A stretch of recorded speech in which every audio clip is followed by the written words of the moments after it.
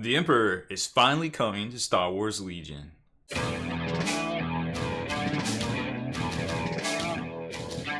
Spiky bits. Welcome back, Star Wars Maniacs. Today we are checking out the Imperial Royal Guards unit expansion and Emperor Palpatine for Star Wars Legion. And you will find the Emperor Palpatine is not as forgiving as Lord Vader. This guy's a beast.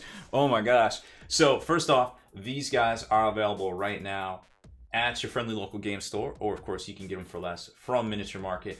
$24.95 standard retail price on the normal Royal Guards, well, most unit expansions for that matter, and $12.95 on the Emperor himself, normal commander price. No big surprises right there. But what is a big surprise is this guy is the most expensive unit in the Legion thus far, and the Royal Guards just look tight. So let's dive in, take a look, build them up, and talk about their rules.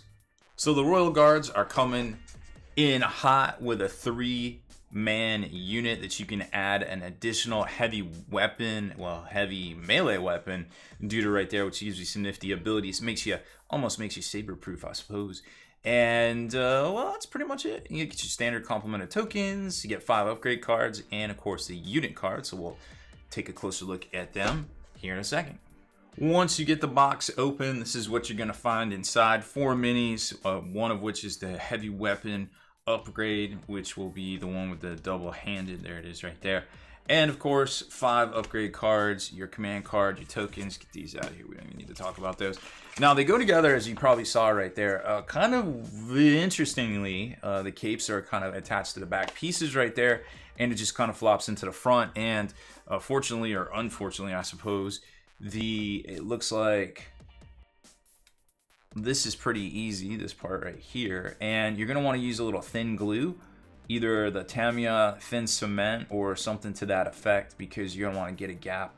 You want to get a nice fill right there as well. Or you could perhaps cut that off and just try to line this up if you don't like that big of a gap right there. But I feel like once you glue it down and squeeze it, it looks like it goes away. So we're not even going to bother with that. And the one thing I did notice is that all of these force pikes here are a little droopy McDrew. But fortunately, if you have a hair dryer, you will just apply a little bit of heat from about a distance of about like this, and really quick you may see it start to droop. You can grab it with your fingers. Obviously, always be careful when you're using heat, and just set it the way you want and put it underneath water. Obviously, be careful when you're using electronics and water in the same place, same time. But either way, that's usually the easiest way I've found, at least, to straighten out anything bent. Now, with these, they're more susceptible to being bent at the smaller pieces just because of the material that's made. It doesn't necessarily mean that it's lower quality, because as you can see, it holds pretty good detail. It's got a nice good sculpt right here. So I'm pretty happy with this. It got some really nice detail. Not the most amazing of detail, but as far as these figures go, it's definitely some of the best we've seen thus far, and I'm sure it will paint up just fine. Now, size-wise, he compares up a little bit taller. I guess your standard Stormtrooper size is going to be taller than a Rebel Trooper, and about on par-ish with the Primaris Space Marines from Warhammer 40k. So just to give you an idea of exactly how big these guys are. Now, rules-wise, we've got some old stuff and some new stuff, so to speak, right here.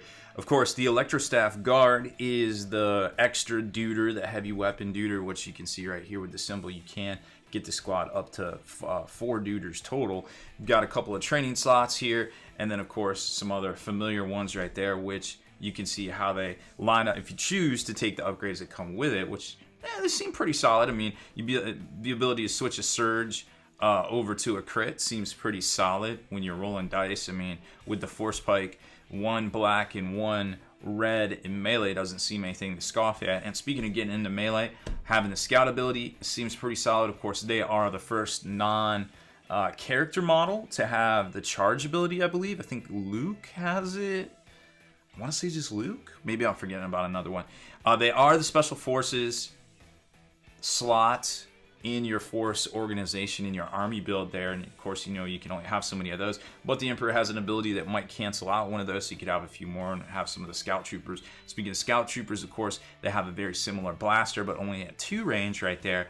The Hunter ability seems pretty solid, and Tenacity also solid when attacking a wounded trooper unit. During the roll attack step, you gain 1 aim token, which would let you land those melee attacks a little bit better.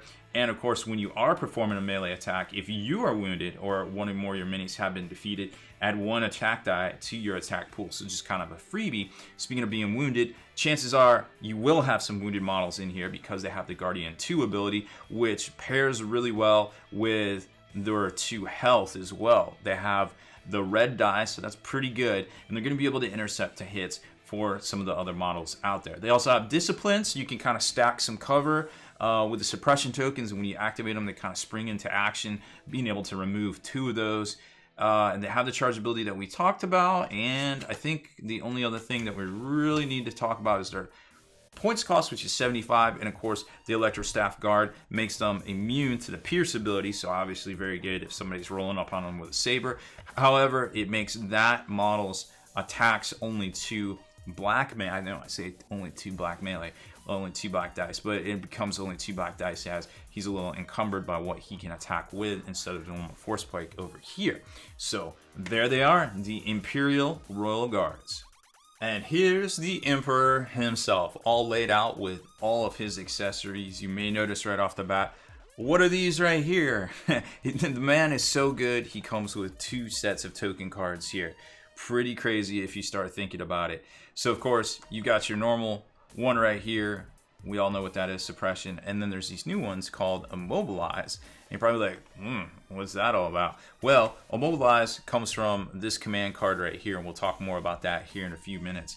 But man, it's pretty good. So overall, 3 command cards, 3 upgrade cards, his actual unit card himself, and then here's his basically 3-part, it's like almost like single body, unibody cast here. We're going to put them together real quick, but I think just judging by the look of it, it'll go together pretty easily. And then of course, you know, left and right halves right here, no big deal. And we'll come back and take a closer look at him and his rules. Well, as far as models go, this one's pretty well detailed as well. Can't wait to see what they eventually do for Obi-Wan, because he is looking pretty dope with all his robes and everything. Of course, Kane, and getting ready to lay down that Force Lightning right there. It even looks like his face gives a little bit of room to detail. You probably won't be dotting eyes or anything in there, but a few applications of wash to get that really kind of peachy look in his facial we'll call them eye sacs area, just to kind of bring out that detail. I think would really work well. And we used a little thin glue to fill in all the gaps right there, and the arms really slotted together very well with no problems, very tight tolerances. So it's a neat little miniature for 12 bucks. You really can't go wrong, even if you don't play Legion and you're just a fan of Star Wars in general. So this is about that big compared to the Rebel Trooper we painted up. And of course, if you're comparing him to another popular game out there, it's a little bit shorter than a Space Marine, but I mean, he is the Emperor after all. Rules wise, like I said at the beginning, he is the most expensive unit thus far in Star Wars Legion, clocking in at a very high 210 points. What do you get for that 210 points? Well, the ability to pretty much delete things off the tabletop, as you saw with that mobilization token. It also tends to add additional abilities as well. So we'll start with his command card first, just to get it out of the way. So this is probably likely to get off and get you the initiative and deliver a wicked bad beatdown. So during Emperor Palpatine's activation, if you play the "and now you will die, and now you will die," he may suffer 1 wound and gain 1 suppression token to perform an attack. He may do this any number of times. After the Emperor Palpatine performs an attack, the defender gains 1 immobilized token. So what this says to me is, it's a good thing they give you 5 immobilization tokens, because he has 5 wounds, so theoretically he can do it at least 5 times. He may kill himself, but he's gonna be able to blast out that Force Lightning to 5 different targets, and I mean, that's just oof. That's something that's gonna delete some things. It has Pierce 2.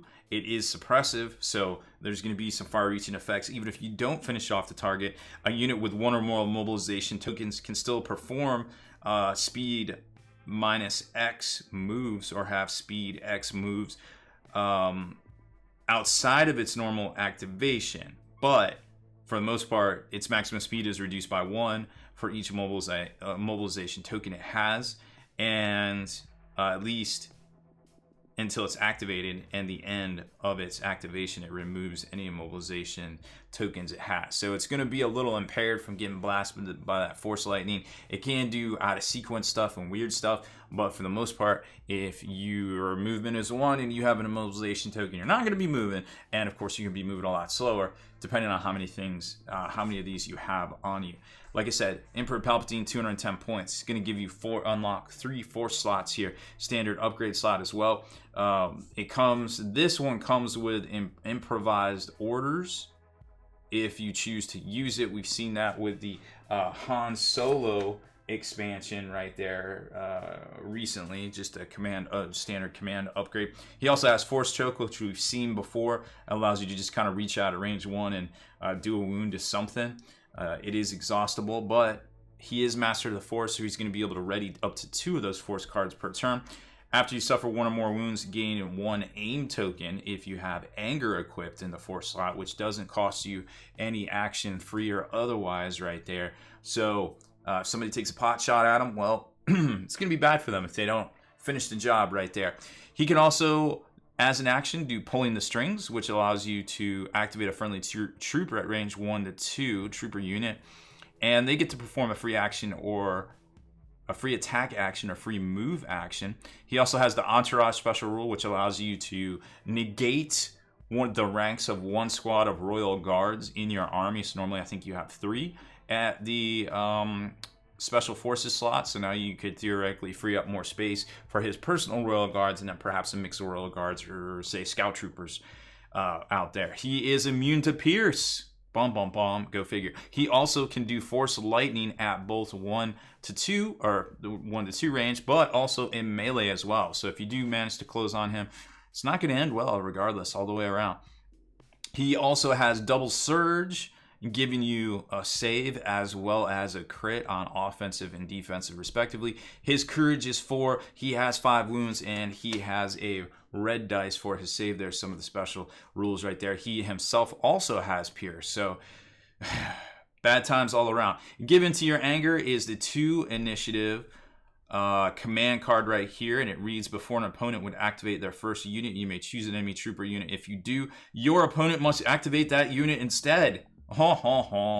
Assign it an order token from the order pool unless it has a face-up order token. At the end of that unit's activation, if it did not perform an attack, it gains 4 suppression tokens.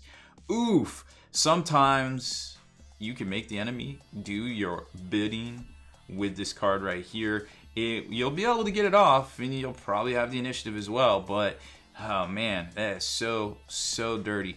And to add insult to injury, an entire legion, the last command card at 3 initiative, there are 3 pips, allows you to issue orders to each eligible unit on the table. While it won't grant you priority, it still is extremely tactful depending on what the configuration of your army is like. So that being said, Emperor Palpatine, dirty. dirty. And you could even get him down really far on health and perhaps have him surrounded by a Royal Guard, which could tank wounds for him, depending on how many units you take on with the "it and now you will die" command ability as well. So really interesting kind of styles to play here with this guy, because he's so all over the place. Like, just the ability to just throw out, do this and do that, and now you do that, and I'm gonna give orders, and I'm gonna just blast everything, whirlwind of death. I wouldn't even know where to start with this guy. I mean, he is death incarnate and tactics incarnate almost for this game, it seems like.